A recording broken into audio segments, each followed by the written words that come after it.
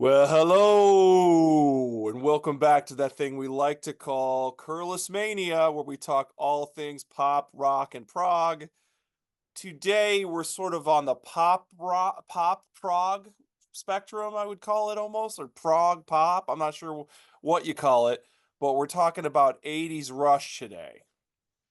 But before we get too far into that, I have to welcome back my guest to the channel. His name is Trannon Goebel. How are you, Trannon? I'm doing well. How are you doing, Tom? Great, great. Better now that we're doing this. Oh It's kind yeah. of a long day at work, so I'm happy to be doing this instead. I'm ready to go. Yeah, absolutely. I know you're ready because I've seen your Rush rankings, so I know you're ready. Um, Now that brings up another topic is also you got to check out Trannon's channel. I will put a link to his channel below, so you can check out his channel because he's got a lot of great stuff, a lot of great rankings, and he does Rush, and you want to check that one out. So, but today we are here to talk about Grace Under Pressure versus Power Windows. So, Grace Under Pressure was 1984. And this is 85, I believe. I think that's right. So they're pretty quick, in quick succession here, and surprisingly so because Rush works hard on their records. So the fact, and they tour every album. So the fact that it's like boom boom is pretty amazing. So what was your what was your first time that you heard these records? Do you remember? What was the first exposure you got to like Grace Under Pressure, for example?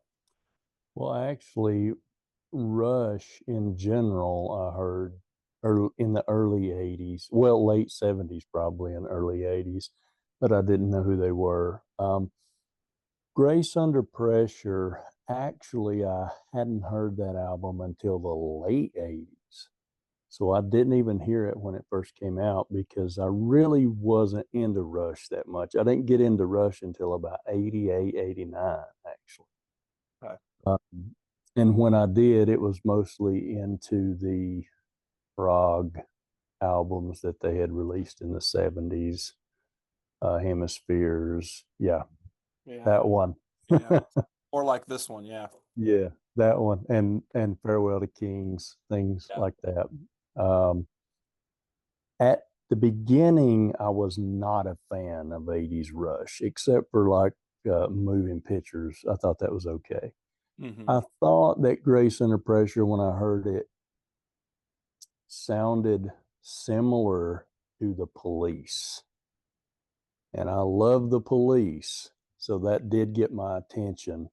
Also, as you know, I'm a big fan of Cold War history. Yes. And so when I heard Grace Under Pressure, Distant Early Warning, some of those songs like that, it really got my attention. So the more that I listened to the album, the more I liked the album.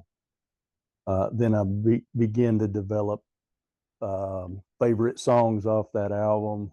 But again, I always thought this is sort of like if the Police went heavier and somehow mixed with Yes's drama album. Yeah. So, Yeah. but I really enjoyed the album. And now I would say it is one of my favorite Rush albums. But again, we're going to be talking about another album here in a Right. few minutes as well. Yeah. Um, Yeah. but yeah, this one really got my attention because I think it reflects on the atmosphere of the Cold War, addressing the themes of fear and paranoia and, um, you know, potential for what could have happened back in that time, which is nuclear catastrophe. Yeah. Um, but yeah, I think it really it's more of a whereas Rush had always been more of an individual sort of positive. You know, their music sounds positive a lot of times, I guess, because Neil Peart wrote a lot of that stuff. Um, This one does have some themes of some I consider like dystopian Hmm. in a way. So Yeah, that really interests me as well because you don't hear a lot of negative or darker sounding Rush, like you would say King Crimson or someone. right, right. They don't have those. They're not consistently dark themes.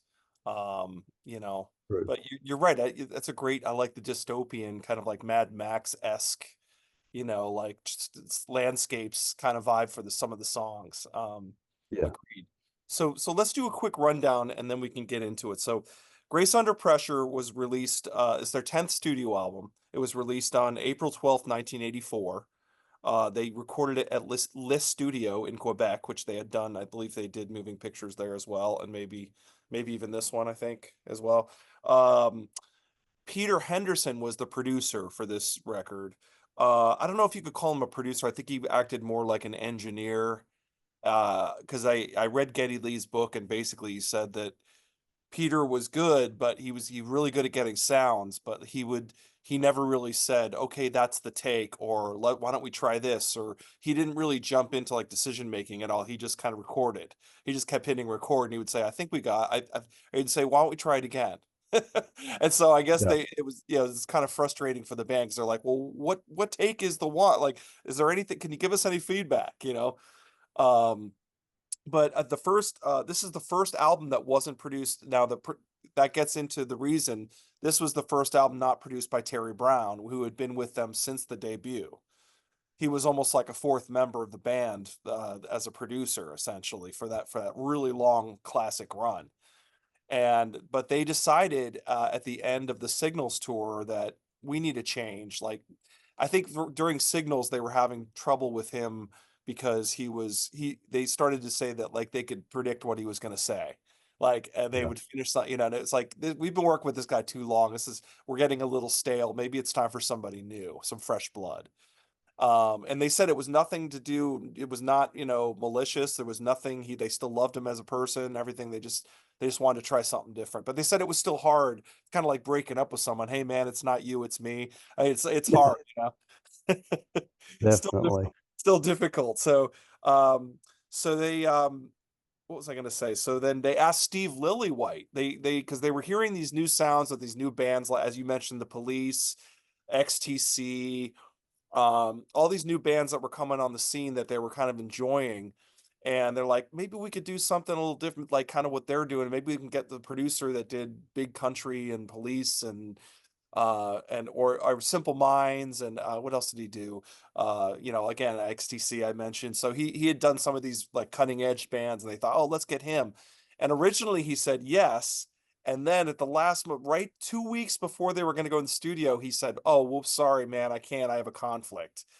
Mm. Because he went to go work with Simple Minds again. So it's like, oh man, you're leaving us high and dry. So they ended up finding Peter Henderson, who I think had worked with Supertramp and maybe some other people. He had a good CV. He had worked with a lot of big bands. Um, so anyway, it reached number 4 in Canada, number 5 in the UK, number 10 in the US. The singles were Distant Early Warning, The Body Electric, Red Sector A, and After Image. Those are the four singles from the record. So, Yeah. Immediately when I heard Distant Early Warning, I was sold on the album. I really enjoyed that. mhm. Um, and then from there, it just goes in and it ends, which we'll get into some of the songs, but the way it ends, again, I'll go ahead and spoil it. That's my favorite song, Between the Wheels. Yeah. Oh, it's a lot of So, people's favorite. Yeah. Yeah. Yeah. It's a great track. So yeah, let's dive into the record. Why not? Now, no time like the present. Let's dive into Grace Under Pressure. I think that the last thing I'm going to say is I think this cover artwork pretty much perfectly represents the music inside, right? I mean, it's just oh, this, you know, definitely. Yeah. that sort of icy landscape. The sky's just staring out into this sort of barren, icy landscape. And that's kind of the vibe I get from the music a little bit. Yeah. It's very, I would say it's almost a cold, almost clinical, cold production. Yeah. Um, Yeah. And I think that kind of reflects the sort of disillusionment of the era 83, 84. That was the year, or those were the 2 years when a lot of the uh, Cold War, nuclear war, the day after 1983, Threads, 1984, those kinds of films were coming out, Testament. Mhm. Um, and so everyone sort of had this apprehension at that time. And so when Rush came out with this album and it sounded different, it sounded a little colder than normal. And the atmosphere, the lyrics, the concepts, everything seemed to be gunning more towards that sort of dystopian or disillusionment, I think. And I mean, that's just my take on it, but what I got from listening to the album. Oh yeah, absolutely. No, I couldn't agree more. And I think Distant Early Warning, as you mentioned, I remember seeing the video for it on MTV. And at the time, and I remember thinking, man, this song is great. Like I think Distant Early Warning is a great way to try to start off the album. Oh, yes. You know? Yeah. It was the perfect song to start the album for sure, I think. Yeah. I mean, I remember thinking, what are they saying at the end of that? Absalah, Absalah, what are they saying? And it was funny because back then, I mean, you could get tapes or mostly tapes, I guess, back then that had the lyrics and things like that on them. But the 80s and 90s were definitely the era of, or 70s, even going back then, the era of misheard lyrics. Because Yeah. I would sing lyrics forever and before I even knew what they actually said. Yeah. So, Yeah, absolutely. Absolutely. It has to be said too that, well, I'm sure we'll get more into this, but this is also the era where they're really doubling down on the synths and the keyboards and it started yes, with signals, right? And it's getting heavier on this record where yes, poor Alex Lifeson is kind of having to share space with a lot of synth tones and keyboard layers yeah. and you know. And I would say that even his guitar on these albums are more, it's more atmospheric, more ambient sound than it would be texturally Yeah. for sure. Yeah, he's going for more as you mentioned. You mentioned the police, and you're absolutely right. He kind of has this sort of Andy Summersy vibe Definitely. going on, where he's going more for texture and tones than just ripping solos. You know, I mean, he's still doing some great solos. Don't get me wrong, he's still playing some great stuff, but it's just a much different tonality. Yes. You It's know, definitely rock, but yeah, that the Andy Summers influence you can definitely hear on this album for sure. And Power Windows to an extent. absolutely, absolutely. So what do you think of After Image? That's another great track. Um, Oh yeah. All yeah, all the tracks on here I really like. And I think that's again, we talked about Distant Early Warning being the perfect beginning of the album, and I think it goes perfect yeah, into the next song, into After Image, for sure. yeah, yeah, Perfect yeah. transition into that song. Yeah, and what a cool lyric about I guess and it's someone that had passed away that had worked at the studio that they knew Yeah, really well. Yeah. yeah, So sort of a tribute to him. And it's such great, I mean, I think it's a timeless subject where I feel the way you were and so if you live long enough, you're going to lose people that mean something to you in your life. And right. you know, That's and, true. and I think it's a timeless kind of lyric. Um, and then we move on to Red Sector A, which is, I mean, how talk about people perishing. Um, it's a very uh, bleak lyric about the Holocaust essentially. Yeah, yeah. And again, I mean, Neil Peart, when he was, or Pert, whatever, when Mhm. he was writing these songs, he's always come from more of an individualist sort of philosophy, I suppose. But this one, and a lot of the songs written during this album, it almost did have more of a community feel, I guess you could say. More, what, not community, but you know what I'm saying, more of a, hey, we're all in this together type thing, Hmm. for sure, Yeah. Yeah. rather than, yeah. And I think this one about Getty's, I uh, think so. was Getty's mother? I think so. I think Yeah, it had to do, I don't know if it was exactly that, but it certainly was, I think it was, had to be influenced by that yeah, situation. Yeah. yeah, the Holocaust Yeah. survival.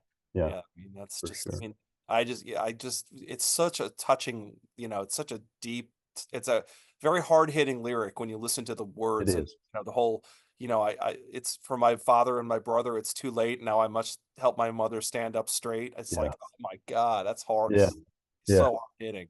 I'm pretty sure it is. I mean, I'd have to look it up, but I Yeah. think it is. But yeah, it is. It is. Yeah. The lyrics to that song definitely are very moving, very touching for sure. Yeah, yeah, Neil's really on his A game on this record for Yeah, sure. he Uh, sure is. yeah, yeah, and then we go to Enemy Within. I think it's what, the last song on side one, is that right? Yeah. Uh, if you're listening to the record, like I do, um, and then Enemy Within is, I got to tell a story that my one of my buddies, growing up, he was the Rush guy. Like he was the OG Rush guy. He loved this record. And he, for a poetry assignment at school, he just handed in the lyrics for Enemy Within. And and he ended up getting an A plus or something. And the teacher was like, "Rob, I had no idea. This is so great." He cheated. He's so bad. That sounds like something I would have been. I'd have turned in something from like the Final Cut, Yeah, he's or right. they would have thought, "Man, you're brilliant." Like Southampton Dock or something. Yeah. Yeah, for sure. Yeah, I mean, this song is. I mean, to me, this is a personal song because it's a. You know, it's about confronting the enemy within. You know, your internal sort of struggle between the dark and the light. Um, Maybe some things that you want to do you shouldn't do as opposed to what you should do. Hmm. The Jekyll and Hyde that's in all of us. Yeah. Yeah. Um, Yeah. for sure, I think that it's. But and I also love the music to it. You know, it's almost you sort of almost dance to it. Yeah. Yeah. It's Yeah, kind of fun. It's almost funky. It's like, yeah, yeah, yeah. Very fun. Like again, it. I'm gonna resort to going back to saying the Police. hmm. That's what it kind of reminds me of Oh, it then. does. This one does Yeah, sound very police. This one's really policey. Yeah, yeah. agreed. For sure. For sure. And I always wondered if it was about drugs. That was always my take on it. Like you're, the drug has a hold of you, and it's the enemy within because you can't stop taking it. I don't know if that's true or not, but that was the interpretation It I was. could be. Yeah, I always just saw it as more universal. You know, more like an internal sort of Internal darkness. anxiety. Yeah. Yeah, yeah, yeah. And then side two starts out with Body Electric, which I just love to death. That's another track I really Yes. love on here. I love the idea of like a, this is another great lyric of idea of like the, the machine, like a man machine, almost like a machine that has feelings or has, it's almost like creating AI. It's like, Hmm. you know, uh, the whole like 1001 in distress. Um, Yeah, and very yeah, futuristic, very like futuristic. science fiction. Yeah. But you know, the Body Electric, if I'm not mistaken, that was a. It was either a short story or a book, and I want to say it was by Asimov, but I can't recall. I do know that the Twilight Zone series had had an episode called "I Sing the Body Electric."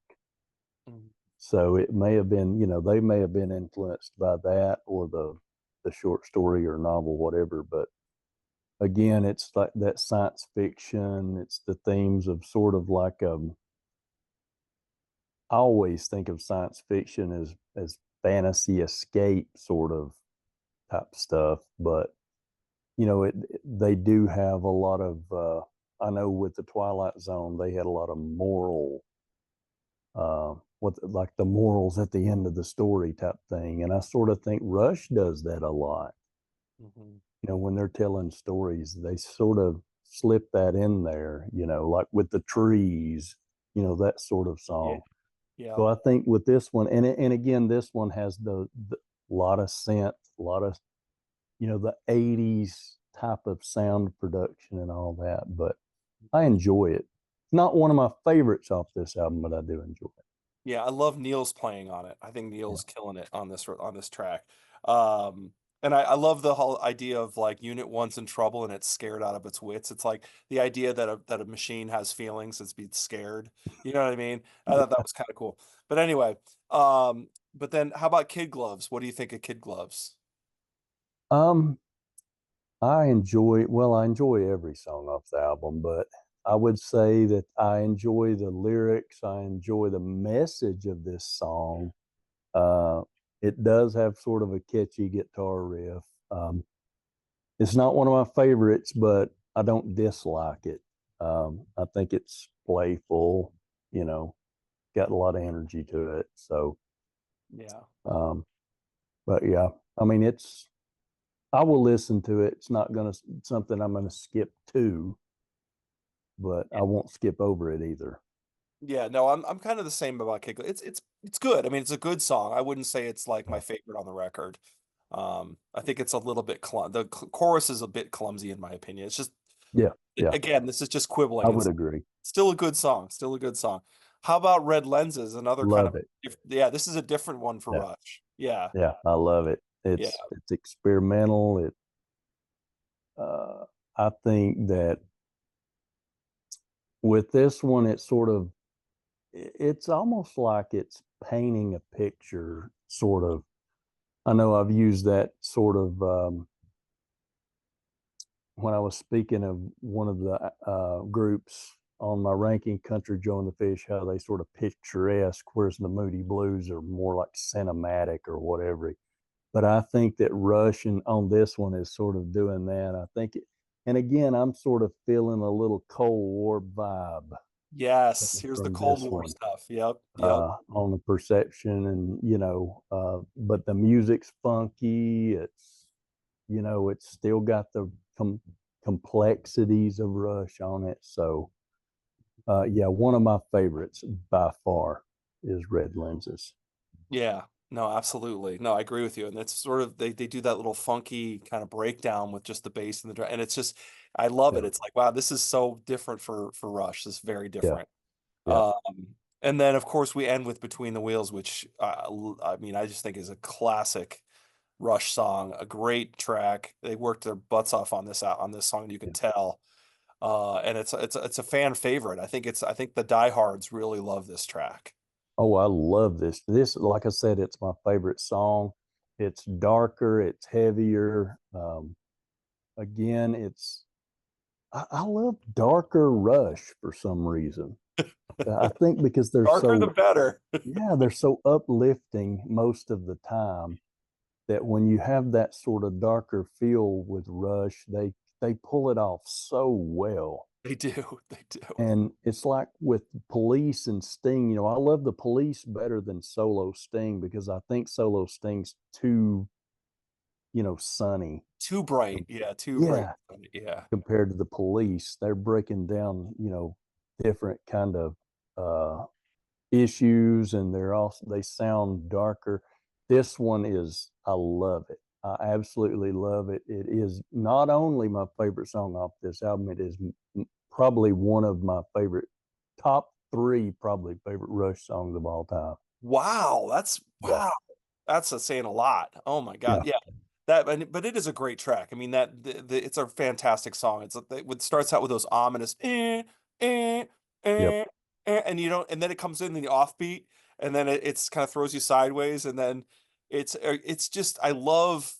it's a great, and then it changes so much. Yeah, Within whatever 4 minutes or five that's minutes, whatever it is. that's another reason I love it too. Yeah, yeah, It's got everything. It's got your change ups, it's complex, it's dark, it's heavy, you yeah, know, but yeah. it still fits on this album. It does. It does. It's got, and So, it's and Lifeson's got those stinging leads, and yeah, oh yeah, just it's very cool track. Very cool. Great way to end the record. Great song. I absolutely agree. Yeah, absolutely. Okay, great. So that's Grace Under Pressure, and let's move on to Power Windows from 1985, and I'll just give a quick rundown, and then I'll hand it over to Trannon. Um, so Power Windows, of course, was their 11th studio record. It was released on October 11th, 1985. Recorded at four studios. They really went nuts on this one. Yes. Uh, Abbey Road, Air in, I think they were in, it's recorded in Canada. It was all over the place. They're produced by Peter Collins and Rush, and Peter Collins was really very into like creating these massive soundscapes. And they kind of just said, "Great, let's run with it." Because after Grace Under Pressure was a tough record to make because they had to do it mostly themselves, and it was the first one without Terry, and they were kind of it was that's why they called it Grace Under Pressure, because they had a lot of problems making it. Yeah. Uh, so they were like, "We don't want to do that again. We want a strong-minded producer for this next record." So apparently, this guy Peter Collins was very opinionated, and he would say things like, "Well, if that one's not good, I don't think that's good enough. We should just get rid of it." Like his first take was, "Let's just get rid of it." I was like, "Whoa, okay, all right," like, okay, he just wanted to just take it out completely. Um, so they're trying to combine. I think there was a quote from Lifeson saying they were trying to combine the best of Signals and Grace Under Pressure and consolidate it into one record. Um, they didn't This is the what album where they did not hold back on synths, keys, orchestrations, choirs, you name it. It was just everything was thrown onto this record. They really went for it. And I think they just said, we'll figure it out live later. Like we'll just make the record, and when it's over, we'll figure out how to do it live. Which Right. ends up being like Geddy Lee has to play like 80 instruments or whatever. At once. At once, basically. Yeah. So if you see his live setup, it's just Yeah. insane. It's just That's nuts. what I meant. It was like if you ever see him live, he's like playing, four different He's instruments. got his elbows, his feet, his teeth. He's like playing the bass, he's singing. Wouldn't be surprised to see like a harmonica. Yeah, it's just insanity, total insanity. Um, so and then this was it, effort if you listen to we'll get into the songs, but there was kind of an effort to be a little bit more simple, I think, and less Mhm. with the song structures, like the less prog and more kind of like straight ahead songs. This is why some Rush fans start to really sour on these records at this point, because they kind of go a little more mainstreamish pop. If they're moving more towards like pop song, I mean not pop, but rock songwriting standard, not the progress, not it's not this. It's not No, hemispheres. It's very far from that. not Uh by a long shot. yeah, so lyrics focused on various manifestations of power. So it's sort of it's one of Neil's sort of theme records. It's kind of every album, or every song has something to do with power, and Mhm. it's either misuse of power or whatever manifestations of power. Um, he apparently he did as one last note. Neil had to do a lot of research apparently on the Manhattan Project. He really wanted to get that song right because it was such an important subject. So he really did some pretty extensive research on that for before writing that lyric. Um, the album was number 2 in Canada, number 9 in the UK, and number 10 in the US. So that's the rundown on Power Windows. Yeah, I think with this one, like you said, the themes of power and in its uh, different forms. Um, I love that cover. Cool That cover, is one of my favorite covers, actually. really cool cover. Yeah, it really. Yeah, have you ever? I wonder if it's the same guy who used to do some of the covers for the Scorpions, because it does have that feel to it. Yeah, it kind of does, doesn't it? Yeah. Yeah. But anyway, yeah, I mean, again, he's going to get into politics. He's going to get into uh, themes of power, as you said.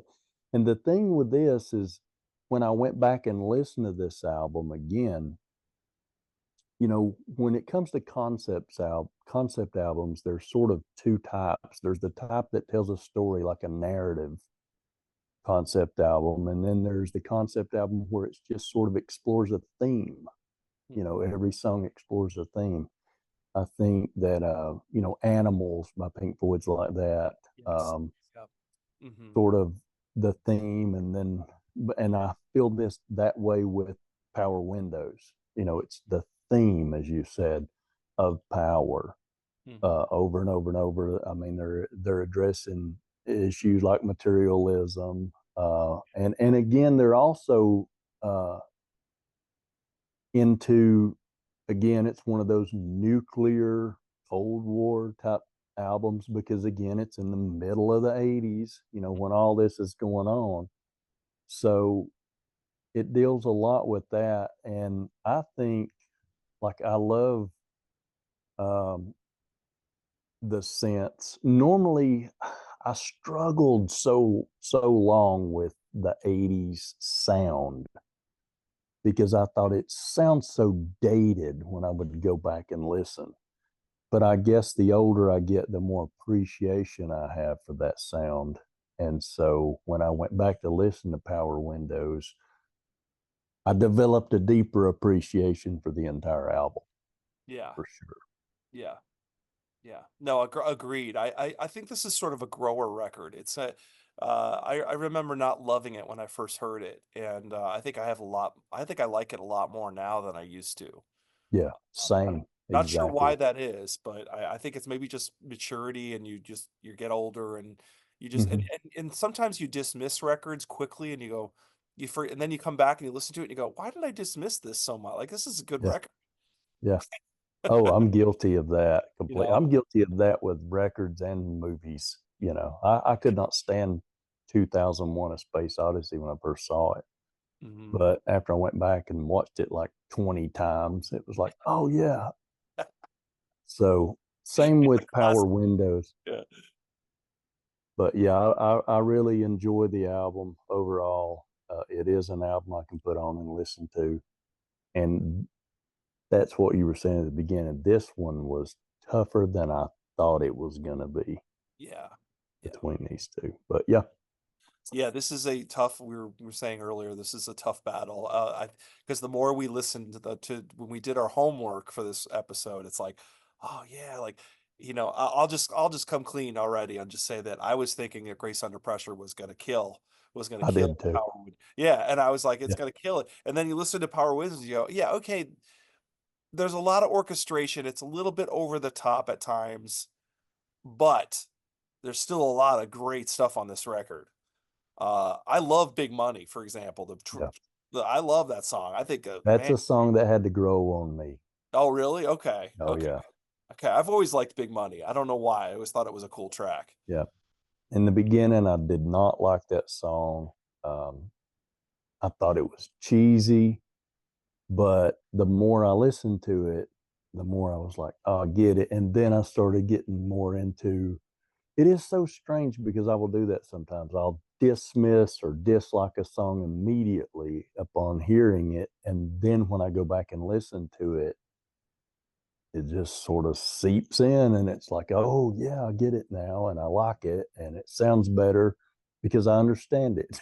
Yes, yes, yep, yeah. I always love especially the end, the do do do do do Yeah. do Yeah.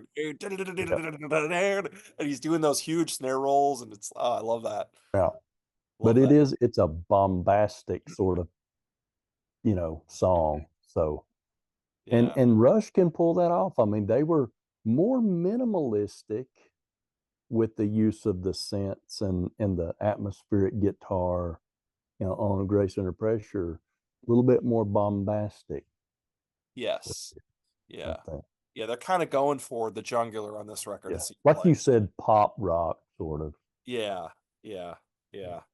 So, So Big Money, the first single I saw, I remember seeing the video, and another one I saw the video on MTV, and that was kind of when MTV was exploding, and it wasn't like a buzz video or anything, but they showed it a decent amount. Mhm. I remember seeing it. And then what do you think of Grand Designs? It's kind of a cool track. I really enjoy it. The Yeah. thing about most of the songs off this album, and this includes Grand Designs, none of them I dislike, Mhm. but it was really tough to find something that really stood out, which I did, and we'll talk about it. But Okay. Grand Designs was not that song, but I do enjoy it. Um, Again, I think it's almost similar to Big Money, that it's attacking sort of superficial, superficiality and Yeah. the lyrics. But as far as the structure of it, I enjoyed it. There's some interplay, between the instruments. It's sort of I would consider to be I almost would consider it that it could fit on something like Grace Under Pressure. Yeah. Yeah. Grand Designs. Yeah. Yeah, Yeah. Yeah. So much. What is it? So much stuff without style, or so much stuff without yeah, substance, or something like that. Yeah. Yeah. something like that. So, The next song we're going to talk about, I think it could also fit on Grace yeah, Under Pressure. Manhattan Project, right? Because Yeah. I was going to say that that was the tune for me that was like that could be on Grace Under Pressure, Hmm. because it's like used to your point, it's the Cold War. We're back to the Cold War again, and Yep. the power of nuclear weapons, right?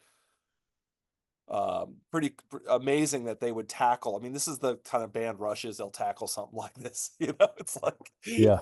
they're And not do it well. And do do it it well. well. Yeah, exactly. Yeah, right, exactly. They're not talking about, hey, I hope I can get some action this weekend with my girlfriend. I mean, Yeah. they're talking about talking about they're talking about the development of nuclear weapons. Yeah. Yeah. And it's very, again, I want to use the term bombastic, cinematic, very, I don't know how you would describe it, but a big sound, it's I love the storytelling in the song, but I also love it's a very powerful, epic or Yeah, sort of sound. yeah. Um, Almost the total opposite of, like, say, the Final Cut, which was another sort of Cold War Mhm. album, but very minimal Very stripped compared down. to. Exactly. Yeah, yeah, Where compared to. Roger's whispering in your ear half the time, Yeah, yeah, and he's way more bleak. Yeah, he's way bleak. Yeah, that's why it's hard to listen to Final Cut for me, because it's so bleak. It's so Yeah, dark, you know? yeah, really. And you think about listening to it in 1983 when you thought the world was going to end anyway. Right, right. So, And I'm with you, Roger. I mean, I'm not disagreeing with you, Roger, but man, he's just like yeah, it's down the whole time, It's like, yeah. oh God. Don't listen to that if you have existential anxiety already. Exactly. Exactly. Listen to Rush. Right. But I do love the back to the Manhattan Project. I love the Big Bang took and Yeah, shook the world. yeah, This one, the epicness works on this track. it does. You know what I mean? Yeah, Um, yeah. so Rush has always been something that's, even their songs that are darker, they still have sort of a, I don't know, maybe it's just me, but it's sort of the music is just almost has an inspiring feel, like, hey, we're going to overcome this. right, right, right. Trying to educate you more than bring you down. Exactly. Yeah. Yeah. Yeah. So, No um, more windshield melting. It's, exactly. Yeah, I don't want yeah. to. Yeah, the two suns and the sunsets just brings me down. Yeah. That's like Roger's like saying it's already happened, man. We're gonna die. Yeah. It's over. Uh, so, um, but yeah, no, I'm with you. But Marathon, I love Marathon. Marathon. Yeah. I'm into Marathon. It is one of my favorite songs off this album. Um, Again, I love it. I love Rush because they explore these themes, but they do it in such a way. It's like you said, that it's almost like it's like a public service announcement with, killer music and great lyrics. lyrics. Right, right, exactly right. It makes you pay attention with the music. It's Yeah, yeah, yeah. And to me it's like it's the music on this one's is again anthem sort of uplifting, like a it's got that strong drive to it. I yes, just really enjoy this. The soaring chorus, it's yeah, just yeah. I love it. It's Uh, it's it, again one of the best songs off this album by far, for Again, sure. another track where the epic works, where that Yes. from Yeah. first to last, and then Yeah. the strings come in, and it's like, oh, this is so epic, but it works, and then it goes back to that, that Yeah. it's a very cool Got track. that energy. Yeah, Yeah. it's a good track. And it's Love, one of the more inspirational tracks too, I think, from the album. yeah, Yeah. yeah. It talks about the heartbreak climb uphill. It's almost like someone's struggling to get through it, but they're doing it, you know? It's one of Yeah. those. Yeah. That's right. Um, but so how about okay, so we're on to side 2 now. That because Marathon ends side 1 in a great fashion. And then we're on to Territories, which is another interesting power dynamic song. A little different.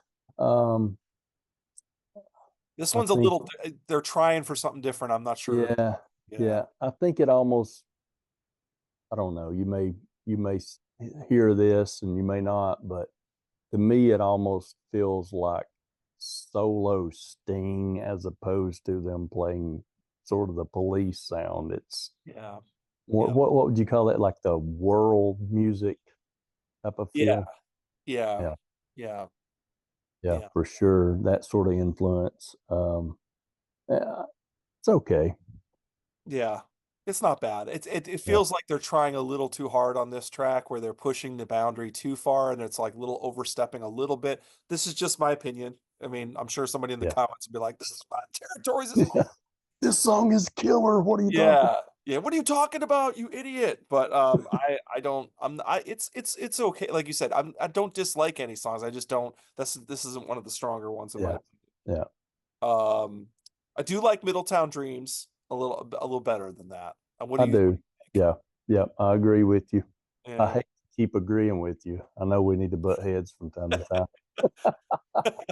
but no, I do. I mean, and again, I say personal. I grew up in sort of a smaller town, and you know, I relate a lot to the lyrics in this song.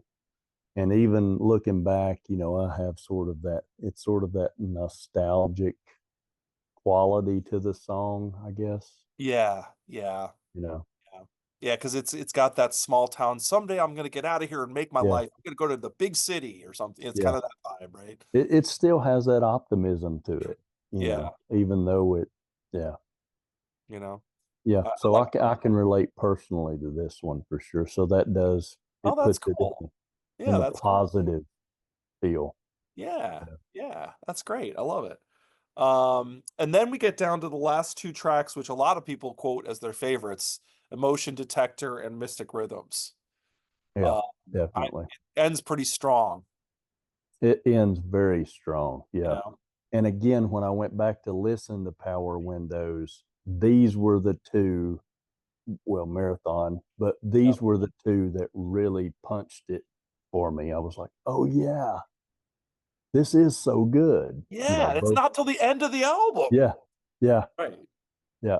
For sure. I think it's more, again, it sticks with the theme and it sticks with almost the feel of the album, the atmosphere of the album for it to be sort of reflective. And you've got the synth in there again and it's sort of a smoother sound.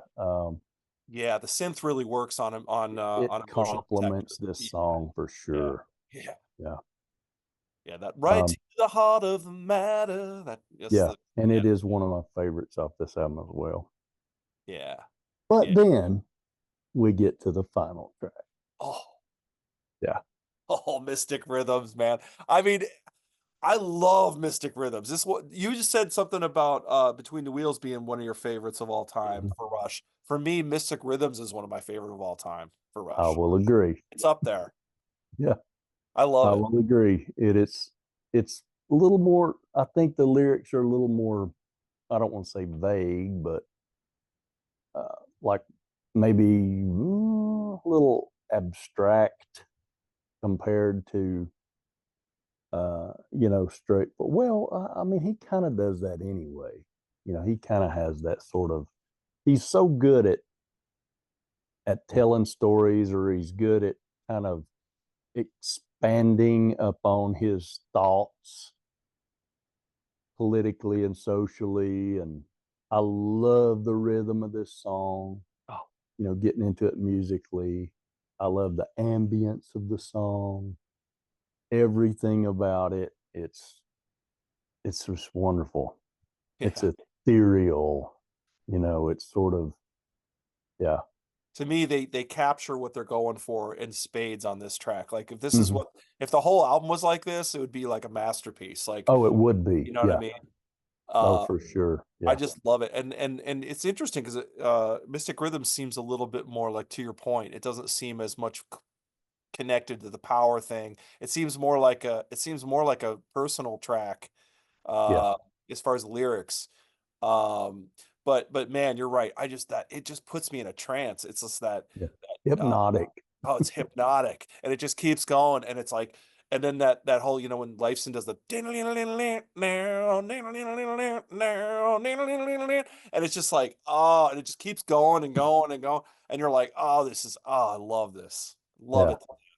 Yeah. It definitely, the way that it ends the album is perfect. Again, like, um, with Grace Under Pressure, it ends the same. It ends with a perfect song. This ends with a perfect song. Mhm. So, Yeah. when I went back and listened to these albums, I'm like, man, I was with you. I thought, man, one album's really gonna spank the other, but I Yeah. don't know. We'll Yeah. find out. We're gonna find out, and I think I gotta, Shannon. I hate to say it, I think it is crunch time at this point. We're gonna have to make a Yeah, decision here, let's do it. because we just finished Great Power Windows. Great record, by the way. Love it. Yeah. So, but between these two, I mean, are you gonna stay with your original Grace Under Pressure pick? I mean, what do you think? Yeah, by hair. By a hair. Now, again, if you would ask me this a few years ago, I'd have said there's no competition. It's Grace Under Pressure. Right. Now I would say Grace Under Pressure by a hair. Yeah. But if I keep listening to Power Windows next week, it It could might be it might different. it might Yeah. flip. It might But I flip. think it's just, okay, I'll tell you why I say Grace Under Pressure, because I think it's more of a nostalgic thing for me to be attached to that album. Okay, right, Yeah. right. So Yeah, I am so attached to that album. It's almost very hard for me to say, yeah, this album's a little bit better. Uh, but yeah, again, if I keep listening to Power Windows, I'm going to become attached to it. yeah. I mean, that factors in the timing factors in. There's no question. We talk about this a lot. The timing of when you listen to it in your life and That's when it. you know what I mean. It factors in to your choices. Yeah. There's no question. It's Or like I need to go back and re-rank Floyd, yeah, because yeah, some things have changed, but right. yeah, I mean, that hits it. When you first listen to an album and you just catch it differently, Yeah, and then you just hold on to that, So I think for the Grace Under Pressure by hair probably wins just because of that factor. yeah, yeah. And I'm gonna go ahead and agree with you because as much as I part of me wants to pick Power Windows. There's a big part of me that wants to say pick Power Windows, but I think that my decision is swayed by the fact that I mean when I listened to the when I did my again Power Windows has been jumping up my list for years. I mean, I just thought Yes. it was a weak record or something. It's not at all. Mm-mm. But you're right. I think I have more of a history with this album, so I have the same thing as you do. I have more of a history with this album, and I would say that overall, I think this is might be more consistent as far as quality of the songs. Yeah, I I would you agree. know what I mean? And I think that maybe them having a tough time making this record kind of made it better almost. You know, they always say sometimes Yeah, the harder it is, the more quality you get. I don't know. yeah. You think of Wish You Were Here, Yeah. you know. Yes. Exactly. I mean, that That was tough. yeah, that was And a tough album to make. And Animals wasn't easy either. Animals wasn't easy. And it was one of the greatest albums, you know. Yeah. Um, but yeah, with this one, I think Grace Under Pressure is, like you said, because they were going through so much, for some reason, it doesn't make the album suck. It makes the album better when Better. you're Yeah. having those sort of internal Yeah. conflicts. Yeah, and the playing on this, I mean, I just think the playing is like just so intense on the whole record. I mean, not that it's not good on Power Windows, believe me. Any playing on Rush records is always good, but Oh yeah, I mean, the playing is always top notch. But for yeah, this album, it's just super and great. I mean, yeah, and but again, we're doing the same exact review, but it is a photo finish because there are moments on this record that are excellent, as we talked about. yeah, There's songs on here that are killer. Uh, yeah. I Marathon, man. I mean, big for me. I love Big Money, Marathon, um, Emotion Detector, Mystic Rhythms. I mean, it has a lot of bangers. Yeah, Um, I think for me it'd be the three M's: marathon, um, mystic, and mystic rhythms, marathon, and and I can't Manhattan. think right off the bat. What's the other one? Manhattan Project. Manhattan Project. Yes. Yep. There you go.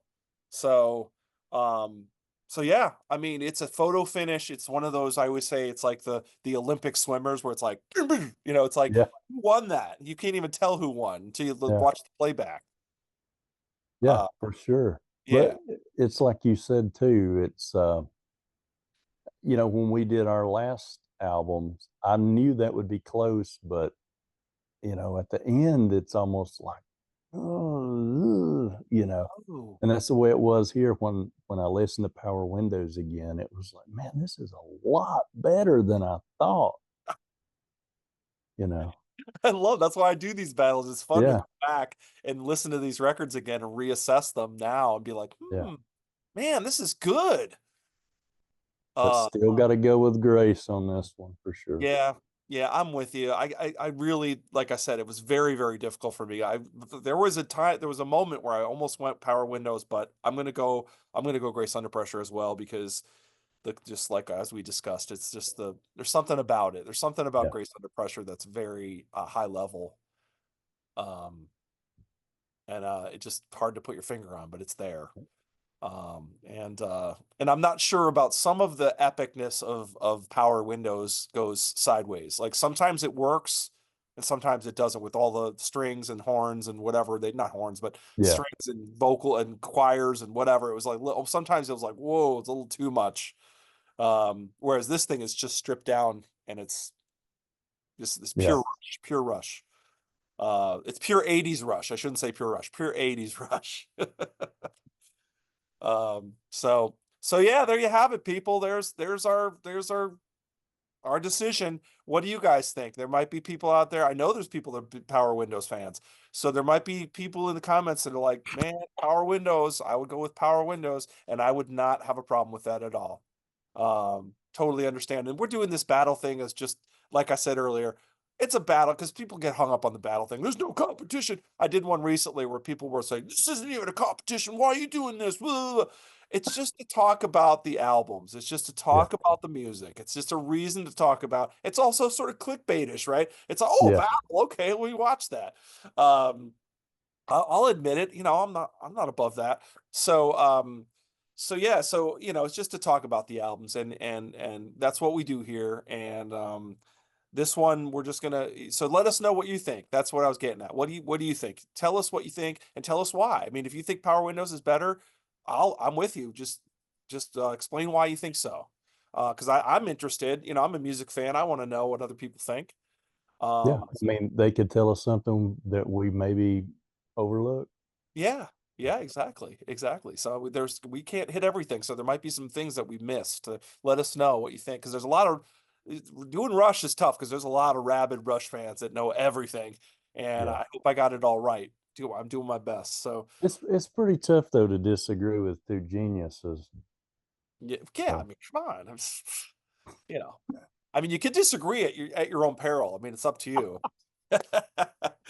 So, so anyway, so if you're still with us, thank you so much. We appreciate it. Trannon, thank you again for joining me. thank you, Tom. Really fun. Yes, I enjoyed it. Yeah, absolutely. Well, we'll do it again. So if you're still with us, we appreciate you. Thank you so much. If you like what you see, hit like, hit subscribe. I'm gonna put a link to Trannon's channel below, so check that out as well. And we'll see you next time on Curless Mania. Take care. Okay, quick add-on to this video. I couldn't finish this one without having a representation from my childhood friend Rob Lum, who's still a friend to this day. But he was the original Rush fan. He was the guy in our group of friends who was really into Rush, always had been from day one. And I think one of his first favorites was Grace Under Pressure. So I had to include his comments quickly before we end this video. Um, he says the sound on this record is very unique, with the newly heavy synth mashed with Alex's ringing chords. It was certainly controversial as the band exited from the enormously successful late 70s, early 80s moving pictures exit stage left signals era of band maturity. The Grace Under Pressure album also had some timeless and forgetty cathartic themes: Holocaust, Red Sector A, existential threat, environment on Distant Early Warning, and human element political issues, The Enemy Within. This album, along with Signals, also represented the Rush inspiration of support for youth teen anxiety. That's a main factor for my love of the band and what they as people represent. I feel a lot of Grace Under Pressure when listening to Geddy read his audiobook. And then he says, fun fact on serious subject, the actual Red Sector A was the launch area for the Columbia shuttle mission that the bandmates went to watch, which inspired Countdown on Signals, a colossally underrated song. So there you go. There's Rob's comments. I thought they were really good, so I had to share them. So anyway, hope you liked the video. Take care. Bye.